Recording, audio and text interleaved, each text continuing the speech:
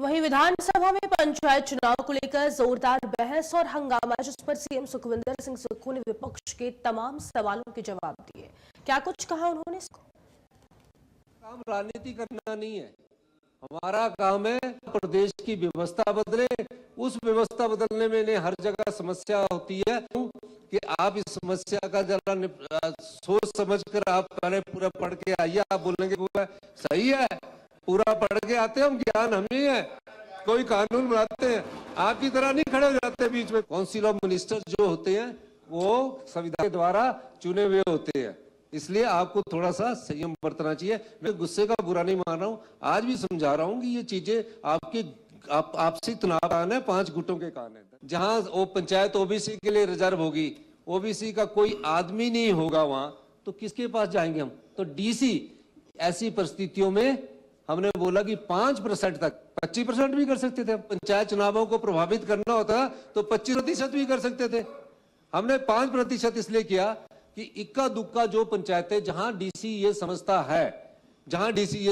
है, कि यहाँ पॉपुलेशन नहीं है, उसको ओपन करने का अधिकार भी हमने डिप्टी कमिश्नर को दिया। अगर कोई कानूनी तरीके से उनको अधिकार देता है और हमारी कैबिनेट के पास डिप्टी कमिश्नर इस प्रकार के अधिकार देने की ताकत है, ताकि उस ताकत का इस्तेमाल करके वो आगे करे। कहा हमारा एफिडेविट दिया हुआ है सुप्रीम कोर्ट में भी और हाई कोर्ट में भी, उसमें सब हम चुनाव करवाएंगे। संविधान आरक्षण का अधिकार देता है, रिजर्वेशन का अधिकार देता है, का अधिकार राज्य सरकार का है। एक बहुत बड़ा पिछड़ा वर्ग है हमारा ओबीसी का, यहाँ हमने आरक्षण लागू किया और 1990-95 का सर्वे उसमें था।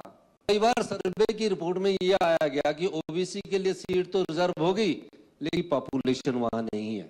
अगर नहीं है, ओबीसी की पॉपुलेशन बिल्कुल नहीं है, क्योंकि हम जो आप माननीय अध्यक्ष महोदय बहुत अच्छा कानूनी सवाल पूछ रहे थे कि 2011 के रोज पर ओबीसी में तो हम 90-95 की जनगणना को आधार मान के ले रहे हैं, और ऐसा हुआ कि जो ओबीसी का लिए पंचायत रिजर्व होगी, ओबीसी की पॉपुलेशन नहीं है।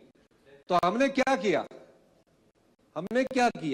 पहले आरक्षण जाएगा अनुसूचित जाति को, फिर ओबीसी को, फिर महिलाओं को। ये लोकतंत्र की दुहाई देने वाले कानून तार-तार हो गया। बताना चाहता हूं 31 जनवरी से पहले अगर चुनाव होते तो बच्चों की जो वेकेशंस में स्कूल थे उनकी पढ़ाई इफेक्ट करती, क्योंकि बच्चों के वहां पेपर थे। और ड्यूटी टीचर्स की ड्यूटी लग जाती। माननीय अध्यक्ष महोदय, बहुत ही मई ही सबसे बेस्ट समय था उस चुनावों के लिए। अप्रैल में करवाते नेशन और +1 मैट्रिक के सीबीएसई के और एचपी बोर्ड के